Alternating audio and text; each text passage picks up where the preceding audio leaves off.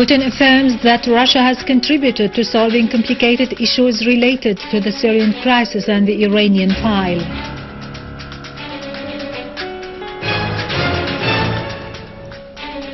The UN adopts an Iranian draft resolution to confront violence and extremism in the world.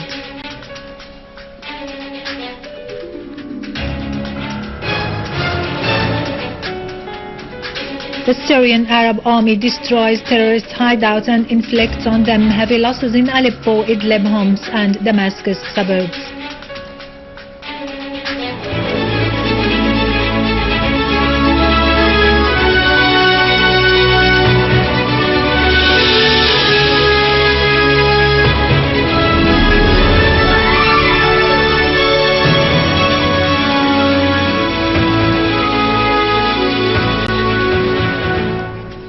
Good afternoon, ladies and gentlemen. This is Yerado Krikorian with the news in English. Syria's permanent representative to the UN, Dr. Bashar Al-Jaafari, has affirmed that the atrocities perpetrated by the Qaeda-linked armed terrorist groups against the Syrian people confirm the fact that the Saudi regime is the main funder and supporter of terrorism in Syria and the world.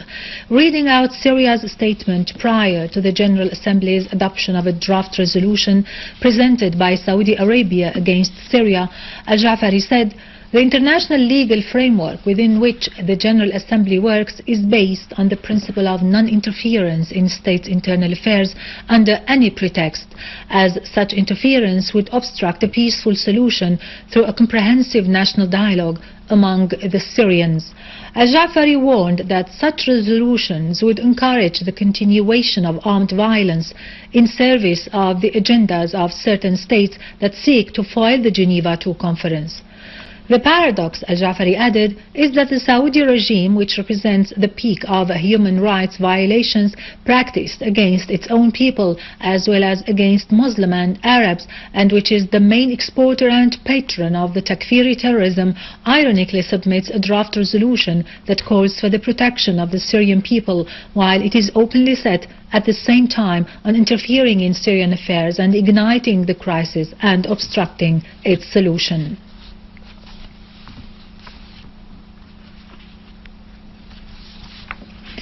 Russian President Vladimir Putin has said his country has solved complicated issues related to the crisis in Syria and the Iranian nuclear program and has adopted a principled policy regarding international questions in accordance with international law. Putin's remarks came during the 9th annual press conference he held in Moscow in the presence of 2,000 Russian and foreign journalists. The Russian president pointed out that what is currently happening on the international arena is the result of the collective work with all international partners, affirming that his country seeks to solve world issues through dialogue. Putin said the missile shield is dangerous for Russia, who intends to respond to it, adding that no final decision has been taken regarding the deployment of Iskander missiles in Kaliningrad. Putin said his country's economy witnessed remarkable development, and the reason is the role played by the government in developing the economy. Russian Deputy Foreign Minister Gennady Gatilov has said that no final confirmation has been made concerning the Syrian opposition's participation in the Geneva II conference scheduled next month. On the eve of the tripartite meeting to be held by Russia, the USA and the United Nations, Gatilov said the Syrian government has announced its participation in the conference without preconditions, whereas the opposition has not clearly confirmed its participation. Gatilov said the Russian side will ask the Americans during the meeting in Geneva about the opposition's readiness to participate in the conference and the persons representing it. Gatilov added that the most important thing about the conference is the participation of both the government and the opposition in the negotiations. He pointed out that the USA has not changed its stand regarding the list of the participants in the conference, affirming Russia's confidence in the importance of Iran's participation.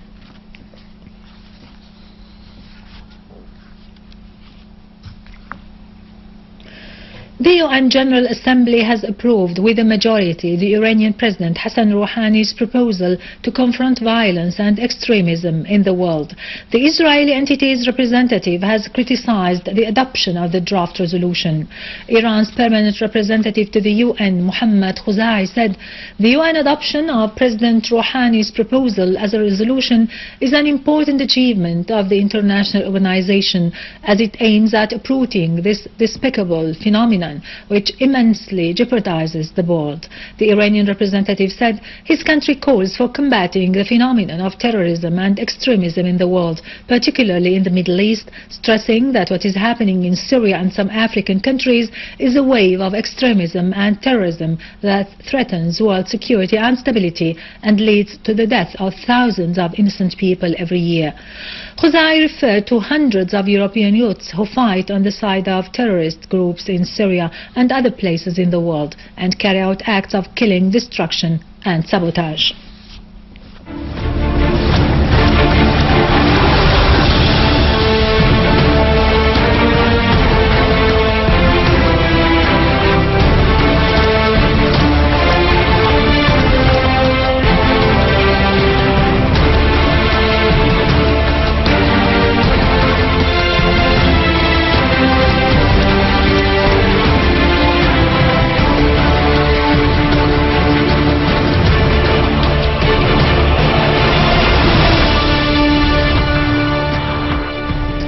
Units of the Syrian Arab Army continued their operation against terrorist gangs in Adra city, tightening siege upon them.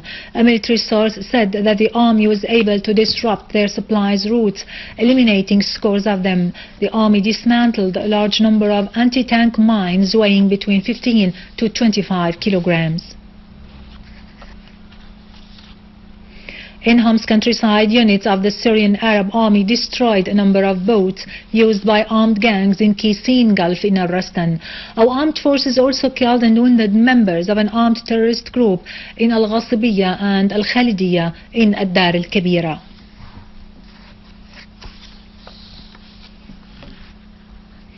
In Idlib, Syrian Arab armed forces killed and wounded dozens of terrorists in Harsh Bsayliya and Al-Arba'in mountain in the governorate's countryside.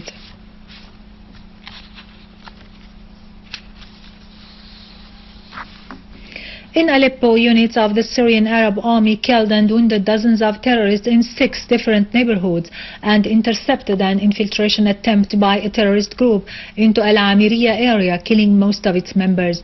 Meanwhile, units of the Syrian Arab Army killed and wounded scores of terrorists and destroyed 14 cars and vehicles used by them.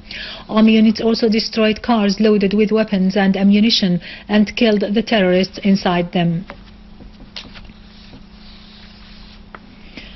The Syrian Arab Army continues its operations in undermining terrorist hideouts and gatherings in Latakia's northern countryside, challenging the cold weather and the heaps of snow as temperatures went down to -10 degrees centigrade. The Syrian Arab Army's operations against the terrorist gatherings focused on Salma village, where the army scored direct hits among their ranks. Syrian Arab Army units also foiled an attempt by an armed terrorist group to infiltrate inside Salma village, killing and wounding the members of the group.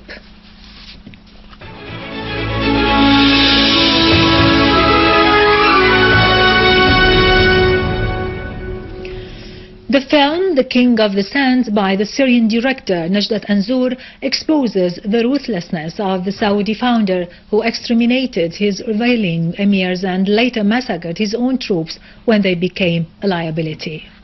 King of the Sands is a film directed by Syrian artist Najdat Anzour, who exposes the history of King Abdulaziz ibn Abdurrahman Al Saud, the founder of the present-day Kingdom of Saudi Arabia. King of the Sands is presented as a landmark taboo-breaking film depicting a hidden saga of the Saudi family and its involvement in world terrorism. It presents a prince in exile who reconquers his ancestral lands and continues to expand his dominion until he controls the bottom parts of the Arabian Peninsula. His ruthlessness made him exterminate even his own supporters. The reason was that they had threatened the king's relations with the British rule of Jordan and Iraq. What's next? Raid ahead. Anzour is a creative artist and director who often tackles complex topics. At a press conference, the director reported that he has already received threats of lawsuits by unidentified parties trying to prevent the film's release.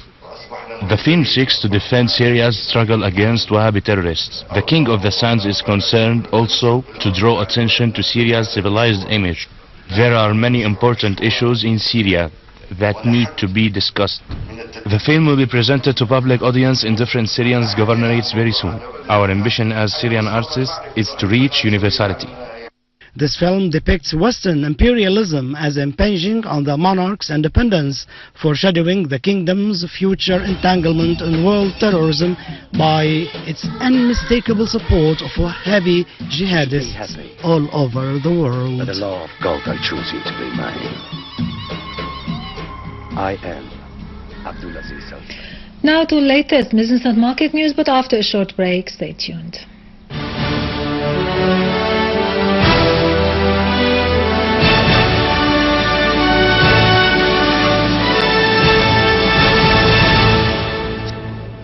Welcome back. Syrian Relief Commission and the General Establishment for Textile Industries launched a nutritional support activity as part of the ongoing government support of the affected Syrian families. 10,000 food baskets have been provided to the affected families in all Syrian governorates, as the Commission has distributed various kinds of food baskets to the citizens to help them overcome the obstacles as a result of the terrorist acts.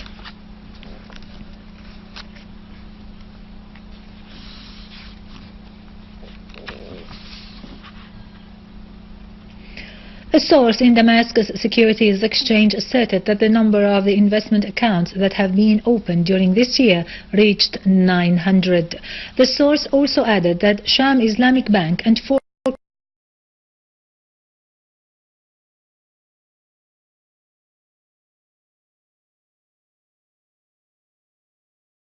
companies will be listed among the best performing companies in the next period, noting that most listed companies. Chairman of the Central Organization of Financial Control asserted that the deadline for applying the performance control on the banking sector will start in the beginning of 2014. He added that this kind of supervision requires joint efforts and cooperation to achieve the needed results, noting that the organization has adopted a new work mechanism for evaluating the public bank's performance.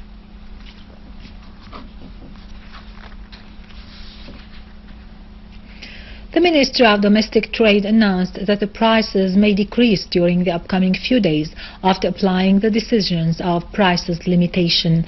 The Ministry also indicated that many of the local producers and importers have presented the costs of their products to be priced in order to grant them the maximum profits. Moreover, the Ministry affirmed that the prices fell during the past few days by 10 to 30% amid speculations that it may decline 40% in the near future. The Director of the Financial Analysis and Planning Department at the Ministry of Industry detected a number of the proposed funding mechanisms for developing the production of the companies and public sector establishments. The Director also said that these mechanisms include signing an agreement with the friendly countries in order to supply the facilities with machineries and production lines.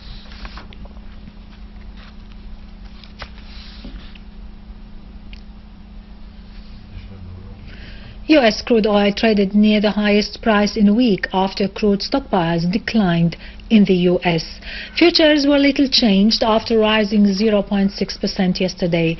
Brent for February settlement slid 34 cents to reach $109 a barrel.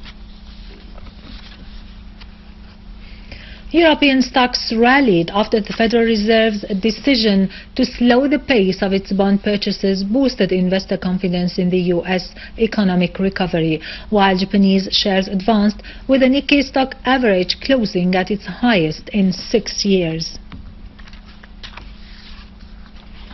Gold fell below $1,200 an ounce for the first time since June, as an improving U.S. economy prompted the Federal Reserve to cut stimulus and reduced demand for precious metals as alternative assets.